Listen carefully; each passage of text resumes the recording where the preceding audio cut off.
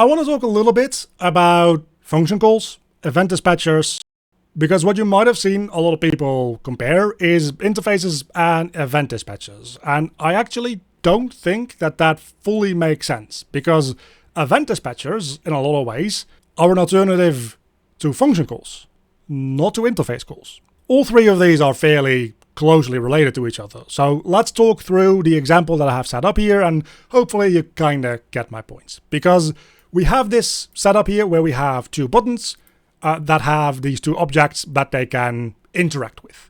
The most basic and straightforward version of doing this is with a just direct function call. This button, if we open it up, could have a variable to the door that it's supposed to open up. And then whenever we press this button, what it can do is it can call the open door function, which exists on the door blueprint that we have here, and just directly open it up. Just ignore the event dispatcher for right now. We'll get back to that. But right now, this button, which has a variable for a door, only can open up doors, which is, number one, fairly limiting, but number two, also means that it now has a hard reference to the door blueprint class. In other words, this button, as part of what it is, now inherently contains the knowledge of what a door is.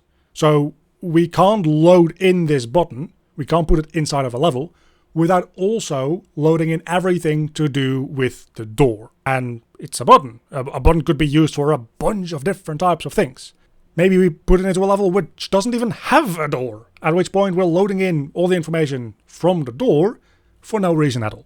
So your first thought about, hey, maybe what we do is we have this door reference on it. Maybe we'll also just add in a reference to the light object that we had. And that way, aside from just being a pain to build out on a larger scale, having a bunch of different references that you one by one try to execute the corresponding function on, is now going to be loading in both the door and the light every time a level contains even a single button. If you have 20 different types of things that this button could potentially interact with, it's going to load in all of them. So, not ideal. However, the other way around might make sense. Because whenever we have a door, there's a good chance that we always need a button to be able to open that door. Maybe for the door example that doesn't quite add up, because you could just have doors that open up without buttons. For the light, it probably makes a little bit more sense that you always need it to go with a button. So if we're going to have to create a hard reference between these two objects, or these two objects, it makes a lot more sense for the door to have a reference always to the button than it does for the button to have a reference always to the door. That's where event dispatchers come in.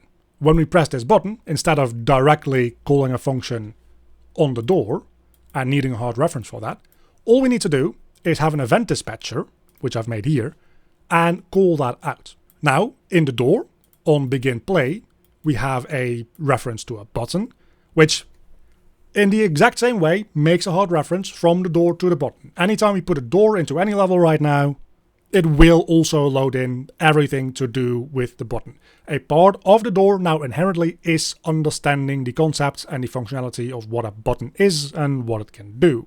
So we didn't get rid of any references here. We just flipped the direction.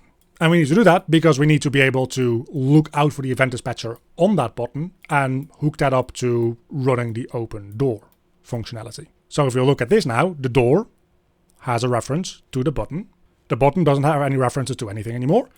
But functionally, everything still works the exact same way. If I walk up here, it kind of freaks out my camera, but it still opens the door. We just make the decision as programmers which direction this reference would go into. So, direct function calls and event dispatchers, same thing, just opposite directions. A blueprint interface, on the other hand, would get rid of that hard reference altogether, which might sound like something you always want to do, and for the most part, it is good to always consider that, but you might not need to. The way a blueprint interface would function is just like a normal function call. We would do it from the button toward the door again. And it would kind of work the same way as if we made a different class here. And let's call that just BP Interactable. Horribly misspelled a name, because obviously you need to do that. And that will just have a function called interact. And then both the door and the lights can inherit off of that interactable class instead. So if we just look at BP interactable, now this door inherits off of that. And we can do the same thing with the lights. Just go into class settings, we look for BP interactable. And if we now go back into the door, we can override the function for interact. And what interact can do in this case would obviously just be, again, opening the door. Now, back in the button, we can give a variable to interactable object, which is going to be BP interactable object reference. And instead of using our event dispatcher, again, what we can do is interactable, and we can just call the interact function. And again, you will see we have this interactable object reference now. We can reference it to the door. And once again, if I just play this, it will still function 1000% the same way. But this means that everything that the button should be able to interact with needs to necessarily inherit off of that BP interactable class, which might be fine. And seeing as how this is effectively an empty class, having a hard reference to this, it's not really a problem. Where the problem comes in is, what if we actually start having situations where we need a button to interact with something that also needs to not be a BP interactable blueprint? Maybe it needs to interact with an enemy, which has to inherit obviously of whatever your enemy class is. An interface effectively is just something that works the same way as this inheritance-based function overriding, except that it works on any type of object. You can think of it as inheriting off of two different things. You inherit on the one hand off of the actual parent class, and then you also inherit off of the interface. As a matter of fact, if we look at some C++ code here, don't worry, I'm not going to go too deep into this, but that is how you implement an interface, writing it out as if it inherits off of, in this case, UObjects, as well as my metadata interface. So all the interface really does is act as a midpoint that both parties can understand without needing to directly understand each other. This button knows how to call a function on that interface, and this door knows how to overwrite that function for that interface to run its own code. It again is effectively the same thing as setting up a overwritten function in any child class. It's just a little less restricted to only the specific class hierarchy that this exists in. It's a bit more global. Pretty much any type of object can then implement and override those functions from that interface. So in short, interfaces actually fully get rid of direct hard references between two objects. Oftentimes, it's really good, it's really flexible, it's really scalable. Sometimes also a little overkill and not really required. Sometimes having a hard reference between two objects is entirely fine, but then the question you should be asking yourself is, which direction should this hard reference go into?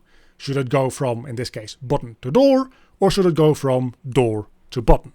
And that's where the difference comes in between a function and an event dispatcher. So function and event dispatcher are actually more closely correlated in that way than event dispatcher and interface.